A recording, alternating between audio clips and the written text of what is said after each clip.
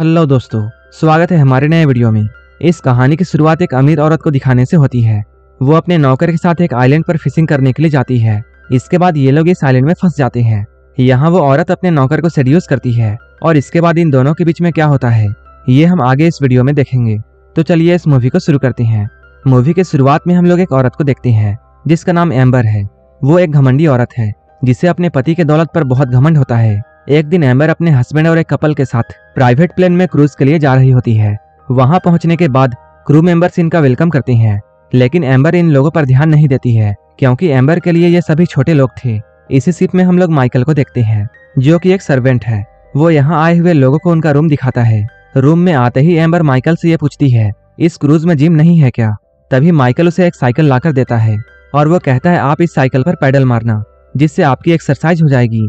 Michael की इस बात को सुनकर एम्बर को बहुत गुस्सा आता है और वो माइकल को डांटती है, लेकिन माइकल एम्बर को कुछ भी नहीं बोलता है क्योंकि एम्बर यहाँ की गेस्ट थी और माइकल एक सर्वेंट था, इसलिए वो चुपचाप उसकी डांट को सुन लेता है। लेकिन माइकल मन ही मन में एम्बर से बदला लेने का सोच रहा था। नेक्स्ट मॉर्निंग हम लोग एम्बर को उसके हस्बैंड के साथ देखते हैं और ये लोग ब्रेकफास्ट कर रहे होते हैं।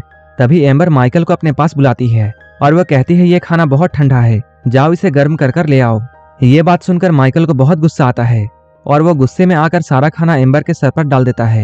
ये देखकर एम्बर उस पर चिल्लाने लगती है, जिसके जवाब में माइकल एम्बर को उठाकर पानी में फेंक देता है। लेकिन तभी एम्बर चुटकी बजाती है और हम लोग ये देखते हैं माइकल ये सारा कुछ सपने में देख रहा था। इसके बाद वो खाने को उठाकर उसे गर्म करने के लिए किचन में जाता है। वहां पहुंचकर वो अपने दोस्तों से ये कहता है एम्बर बहुत ही घमंडी औरत है और वो मुझ पर अपना ऑर्डर चलाती है। इस पर माइकल के दोस्त उससे ये कहते हैं अमीर लोग ऐसे ही होते हैं। कुछ देर बाद शिप का कैप्टन खुद ही उस खाने को लेकर एम्बर के पास जाता है। उस गर्म खाने को खाने के बाद एम्बर शांत होती है। एक रात माइकल मछली पकड़कर किचन की तरफ जा रहा था, तभी उसे रास्ते में एम्बर मिल जाती है। एम्बर यहाँ उसे फ्लर्ट करती है और वो उसे सेड्यूस करने की कोशिश करती है, लेकिन वो एम्बर को इग्नोर करके यहाँ से चला जाता है। नेक्स्ट डे एम्बर को फिशिंग करने की चुल मचती है और वो माइकल से ये कहती है वो उसके लिए एक छोटी बोट का इंतजाम करे। माइकल एम्बर को समझाते हुए उससे ये कहता है मौसम का कोई भरोसा नहीं है और यहाँ पर कभी भी तूफान आ सकता है। लेकिन एम्बर को जोरों से चुल मच रही थी, इसलिए वह फिशिंग करने की जिद पर अड़ जाती है। मजबूर होकर माइकल भी एम्बर की बात को मान लेता है और उसे एक छोटी बोट में बैठाकर समुद्र में फिशिंग करने के लिए जाता है। थोड़ी दूर जाने के बाद उनकी बोट अचानक से बंद हो जाती है। इसके बाद माइकल बोट को चेक करता है। चेक करने पर उसे ये मालूम चलता है इस बोट पर तेल खत्म हो चुका है। एम्बर जब ये सुनती है तब इस बात के लिए वो माइकल पर चिल्लाती है। ये सुनकर माइकल उससे ये कहता है इसमें मेरी क्या गलती है, क्योंकि मैंने तो तुम्हें पहले ही मना किया था। इन दोनों के पास यहाँ कोई भी ऑप्शन नहीं था, इसलिए ये लोग आराम से बोट पर बैठते हैं और शिप के यहाँ आने का वेट करने लगते हैं। इन दोनों को ऐसे ही वेट करते हुए एक दिन बीत जाता है, लेकिन यहाँ कोई भी नहीं आता है। एम्बर इस बात से बहुत परेशान होती है और वो जोर जोर से चिल्लाने लगती है, लेकिन यहाँ उसकी आवाज सुनने के लिए माइकल के अलावा कोई भी नहीं था। तभी एम्बर की नजर बोट पर रखी हुई गन पर पड़ती है। एम्बर को ऐसा लगता है जैसे ये एक फ्लेयर गन है। एम्बर जैसे ही इस गन को चलाने वाली होती है, माइकल उसे रोक देता है। वो उसे कहता है ये एक फ्लेयर गन नहीं है, बल्कि ये एक रियल गन है और जो भी तुम सोच रही हो इससे वो काम नहीं होगा। लेकिन एम्बर उसकी एक नहीं सुनती है और इन दोनों के बीच में हाथापाई होने लगती है। इन दोनों की लड़ाई की वजह से वो गन यहाँ चल जाती है। गोली इस बोट की एयर बैग पर लगती है, जिसकी वजह से बोट का एक एयर बैग पंचर हो जाता है। ये दोनों अब काफी निराश हो चुके थे और ये लोग बोट पर लेट जाते हैं। तभी ये लोग देखते हैं उनकी बोट बहते हुए एक आइलैंड पर पहुंच चुकी है। जैसे ही ये लोग किनारा देखते हैं, दोनों लोग तैरते हुए यहाँ पहुंच जाते हैं। यहाँ पहुंचने के बाद माइकल इस जगह के बारे में पता लगाने की कोशिश करता है, लेकिन उसे कुछ भी मालूम नहीं चलता है, जिससे वो ये समझ जाता है ये एक वीरान टापू है। वहीं दूसरी ओर एम्बर को माइकल पर बहुत गुस्सा आ रहा था और वो माइकल से ये कहती है हम लोग तुम्हारी वजह से यहाँ फंसे हैं, बस एक बार मैं अपने घर पहुंच जाऊं, फिर मैं अपने लॉयर को बोलकर तुम्हारे ऊपर केस कर दूंगी। ये सुनकर माइकल को भी गुस्सा आ जाता है और वो एम्बर से कहता है तुम्हें जो भी कुछ करना है तुम कर लेना। ये बोलकर माइकल यहाँ से चले जाता है। कुछ देर के बाद माइकल को यहाँ पर एक घर दिखाई देता है और घर के पास ही उसे कुछ सामान भी मिल जाता है। इन सभी चीजों को मिलाकर वो मछली पकड़ने का एक हथियार बनाता है। उस हथियार का इस्तेमाल करके वो मछली पकड़ लेता है। इसके बाद वो किसी तरह आग जलाता है और मछलियों को भूनकर आराम से खाता है। इसके बाद एम्बर माइकल के पास आती है और उससे खाने के लिए कुछ मछलियां मांगती है, लेकिन माइकल एम्बर को मना कर देता है। ये सुनने के बाद एम्बर माइकल से ये कहती है तुम मेरे लिए मछलियां पकड़कर ले आओ और बदले में तुम्हें जितने भी पैसे चाहिए मैं तुम्हें उतने पैसे दे दूंगी। लेकिन फिर भी माइकल एम्बर को मछलियां देने से मना कर देता है और वो उससे कहता है अब मैं तुम्हारा नौकर नहीं हूँ। अगर तुम्हें खाना चाहिए तब तुम्हें मेरी नौकरानी बनना पड़ेगा और दिन रात मेरी सेवा करनी पड़ेगी। ये कहते हुए माइकल एम्बर को अपने सारे कपड़े धोने के लिए देता है। अब एम्बर के पास भी कोई रास्ता नहीं था, इसलिए वो मजबूरी में माइकल की बात को मानकर उसके कपड़े धोने लगती है।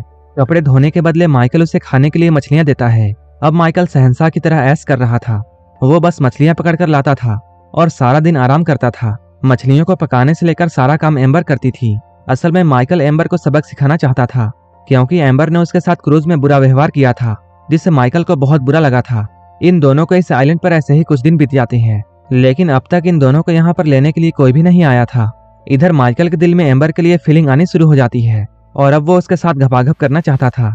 माइकल काफी दिनों तक एम्बर को देखकर रहता है, लेकिन अब उससे बर्दाश्त नहीं हो रहा था और वो एम्बर के साथ जबरदस्ती करने का ट्राई करता है, लेकिन एम्बर उसे रोकने की कोशिश कर रही होती है। एम्बर को ऐसा देखकर माइकल रुक जाता है और वो एम्बर से कहता है, मैं अभी तुम्हारे साथ कुछ भी नहीं करूंगा, लेकिन कुछ ही दिनों बाद तुम खुद ही मेरे पास आओगी और उस वक्त मैं तुम्हारी अच्छी तरह से बजाऊंगा। अब एम्बर भी कई दिनों से प्यासी थी और वो भी अब इंटीमेट होना चाहती है और उसके मन में भी फीलिंग्स आने लगती है। इसके बाद वो माइकल के पास जाती है और वो उससे कहती है, तुम जमकर मेरे साथ घपाघप करो और मेरी गुफा में डुबकी लगाओ। ये सुनकर माइकल बहुत खुश होता है। इसके बाद ये लोग यहाँ भयंकर घपाघप करते हैं। एक दिन जब शाम में ये लोग बैठे हुए होते हैं, तभी एम्बर माइकल से ये कहती है, अब मैं तुमसे बहुत प्यार करती हूँ। ये सुनकर माइकल बहुत चौंक जाता है और वो एम्बर से ये कहता है, अगर हम लोग इस आइलैंड पर नहीं होते तब तुम मुझसे ये बात कभी नहीं कहती।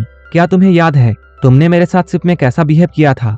इस पर एम्बर माइकल से ये कहती है, उस वक्त मेरा मूड बहुत खराब था, क्योंकि मेरा पति मुझे सेटिस्फाई नहीं कर पाता था, लेकिन जब से मैं तुम्हारे साथ इंटीमेट हुई हूँ मुझे ये एहसास हुआ तुम्हारे छोटे चेतन में काफी दम है। ये सुनते ही माइकल फिर से जॉनी सिन बन जाता है और ये लोग फिर से इंटीमेट होते हैं। यहाँ रहते हुए इन दोनों को कई दिन बीत जाते हैं।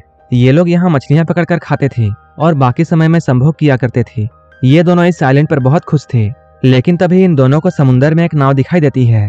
उस बोट को देखकर एम्बर माइकल से ये कहती है, हम दोनों को कहीं पर छुप जाना चाहिए, लेकिन माइकल उसे मना कर देता है। इस पर एम्बर माइकल से ये कहती है, मैं तुम्हारे साथ बहुत खुश हूँ और मैं तुम्हें छोड़कर कहीं नहीं जाना चाहती हूँ। इस पर माइकल एम्बर को समझाते हुए ये कहता है, मैं भी तुमसे बहुत प्यार करता हूँ, लेकिन हम लोग इस आइलैंड पर जिंदगी नहीं गुजार सकते हैं।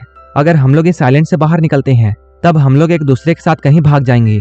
एम्बर भी माइकल की इस बात को मान लेती है। इसके बाद ये दोनों उस बोट में बैठकर क्रूज शिप में आ जाते हैं। वापस आने के बाद एम्बर का हस्बैंड एम्बर का देखभाल करने के लिए माइकल को थैंक्स बोलता है। इसके बाद माइकल उदास होकर यहाँ से लौट जाता है और एम्बर भी अपने पति के साथ होटल चली जाती है। लेकिन यहाँ आने के बाद भी एम्बर माइकल के बारे में ही सोच रही थी। वहीं दूसरी ओर हम लोग माइकल को देखते हैं, जो कि एम्बर के लिए एक रिंग लेता है। इसके बाद वो एम्बर को कॉल करता है। एम्बर माइकल से ये कहती है, तुम मुझे बस ये बताओ कब मुझे तुम्हारे साथ चलना है, मैं बिल्कुल तैयार हूँ। एम्बर माइकल को समझाते हुए कहती है, तुम एक लेटर में प्लान लिखकर होटल के रिसेप्शन में छोड़ देना। इसके बाद माइकल एक लेटर लिखकर होटल के रिसेप्शन में छोड़ देता है। माइकल ने लेटर में यह लिखा था, मैं कल क्रूज शिप में तुम्हारा वेट करूंगा। नेक्स्ट मॉर्निंग जब एम्बर उस लेटर को लेने के लिए जाती है, तब वहां पर एम्बर का पति भी पहुंच जाता है और वहां पर वो उस लेटर को देख लेता है। यहाँ वो उस लेटर को पढ़ता है। इस लेटर को पढ़ने के बाद उसे एम्बर और माइकल के प्लान के बारे में पता चल जाता है। इसके बाद वो तुरंत एम्बर को एक हेलीकॉप्टर में ले जाता है। जाने से पहले वो होटल में एक लेटर देता है और वो होटल वालों से ये कहता है, इस लेटर को माइकल को दे देना। इसके बाद माइकल जब उस लेटर को पढ़ता है तब उसे बहुत बुरा लगता है। इस लेटर में ऐसा लिखा था कि मैं तुमसे प्यार नहीं करती हूँ और आइलैंड में हमारे बीच जो भी कुछ हुआ था वो सिर्फ एक हादसा था। असल में इस लेटर को उसके पति ने लिखा था ताकि माइकल इस लेटर को पढ़कर एम्बर को भूल जाए।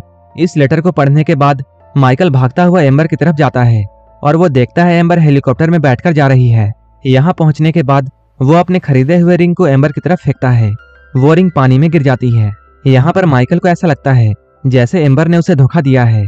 इन लोगों की अधूरी लव स्टोरी के साथ ये मूवी यहीं पर खत्म हो जाती है। अगर आपको ये मूवी अच्छी लगी हो तब एक लाइक जरूर कर देना और ऐसे ही वीडियोस के लिए मेरे चैनल को जरूर सब्सक्राइब कर लेना। तो मिलते हैं हमारे नेक्स्ट वीडियो में।